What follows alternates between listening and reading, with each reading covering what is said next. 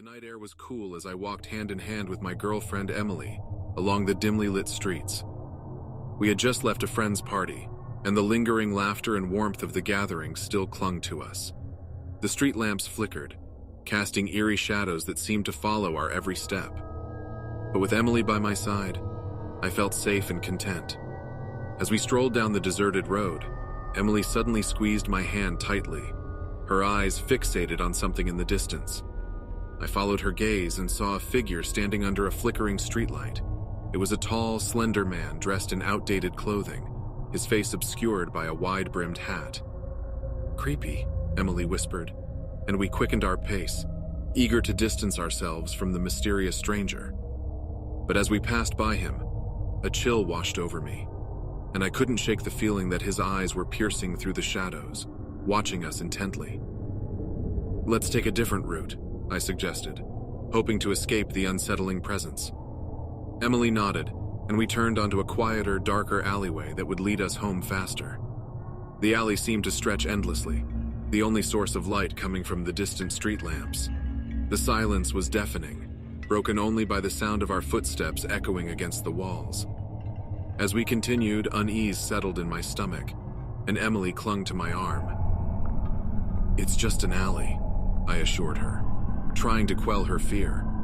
But the sensation of being watched persisted, and my heart pounded louder in my chest.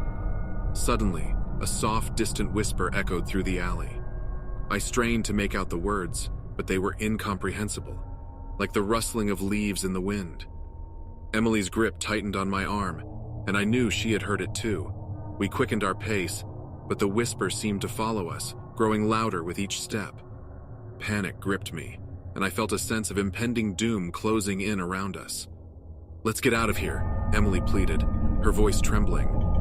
Agreeing, I spotted a narrow side street up ahead and steered us towards it. But just as we turned the corner, we found ourselves back in the same alleyway, as if trapped in a nightmarish loop. This couldn't be happening, I thought frantically. My mind raced, trying to find an explanation, but reason was slipping away with each passing moment. The whisper grew into an eerie chorus of voices, their words unintelligible yet hauntingly familiar. Fear gripped Emily and me, and we ran, trying to escape the suffocating confines of the alley. No matter which path we took, we found ourselves back in that eerie passage, the walls closing in around us like a suffocating embrace. Panic consumed us, and I could feel my sanity slipping away under the weight of the relentless nightmare. Then, as if from the depths of a dreadful abyss, a dark figure emerged before us. It was the same man we had encountered earlier, his face still hidden beneath the wide-brimmed hat. "Do you know the way out?" I pleaded, desperation coloring my voice. The man remained silent, his presence exuding a sinister aura that sent shivers down my spine. I tried to back away, but an invisible force seemed to hold us in place, trapping us in the nightmare. In that moment, the figure lifted his head, and I saw his eyes, empty voids of darkness that seemed to devour the very essence of my being. The chorus of whispers intensified, a cacophony of torment that echoed through my mind. With one swift movement, the man extended his hand towards us, and an overwhelming sense of dread washed over me. I knew in my gut that touching him would spell our doom. Summoning all my willpower, I broke free from the invisible grasp and pulled Emily with me. We ran with everything we had, pushing through the invisible barriers that kept us trapped. Finally, we burst out of the alleyway, gasping for breath. The world around us had returned to normal, the eerie presence now gone. We didn't look back.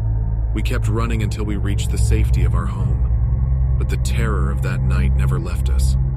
The memory of the haunted alleyway and the sinister figure haunted our dreams, a constant reminder of the darkness that lurks just beyond the veil of reality. From that night on, we avoided that part of town, forever haunted by the inexplicable horror that had befallen us on our journey home.